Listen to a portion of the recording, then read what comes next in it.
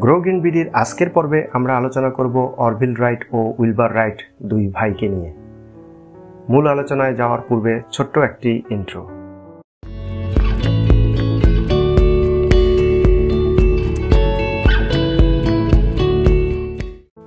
Orville Wright 1871 সালে এবং Wilbur right 1867 সালে জন্মগ্রহণ করেন। অরভিল রাইট এবং উইলবার রাইট ছিলেন ইতিহাসের সেই দুই ভাই যারা মানব জাতিকে আকাশে ওড়ার স্বপ্ন বাস্তবে রূপ দিয়েছিলেন। তাদের উদ্ভাবিত প্রথম সফল মোটর চালিত বিমান আজকের আধুনিক এয়ারপ্লেনের ভিত্তি। রাইট ভাইয়েরা জন্মগ্রহণ করেন যুক্তরাষ্ট্রের ওহাইও রাজ্যে। ছোটবেলা থেকেই তারা বিজ্ঞান, প্রযুক্তি ও মেশিন নিয়ে প্রচণ্ড আগ্রহী ছিলেন। তাদের বাবা ছিলেন একজন ধর্মযাজক এবং বইপ্রেমী, যিনি সবসময় সন্তানদের শেখার সুযোগ করে দিতেন। একদিন তার বাবা একটি ছোট্ট খেলনা হেলিকপ্টার এনে দেন, যা তাদের মনের মধ্যে উড়ার স্বপ্ন গেঁথে দেয়। 1890-এর দশকে তারা একটি সাইকেল ওয়ার্কশপ শুরু করেন।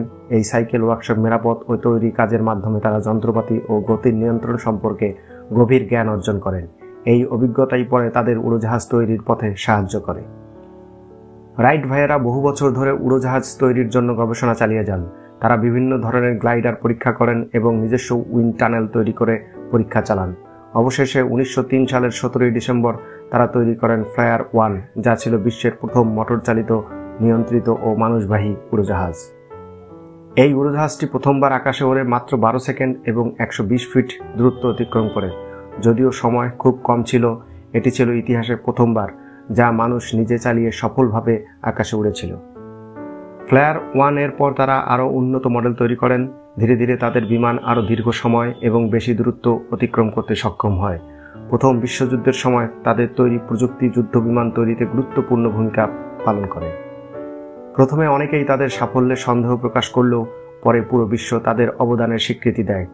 আজ তাদের স্মরণে অনেক মিউজিয়াম, বই, চলচ্চিত্র ও গবেষণা প্রতিষ্ঠান গড়ে উঠেছে। রাইট ভাইয়েরা ছিলেন কল্পনাকে বাস্তবে রূপ দেওয়ার প্রতীক। তারা প্রমাণ করেছেন অধ্যবসায়, পরিশ্রম ও সঠিক দিক নির্দেশনা থাকলে অসম্ভবকেও সম্ভব করা যায়। আজকে যে বিমানে আমরা ঘন্টার পর ঘন্টা আকাশে ভ্রমণ করি, তার পিছনে রয়েছে এই দুই ভাইয়ের অদম্য চেষ্টার গল্প।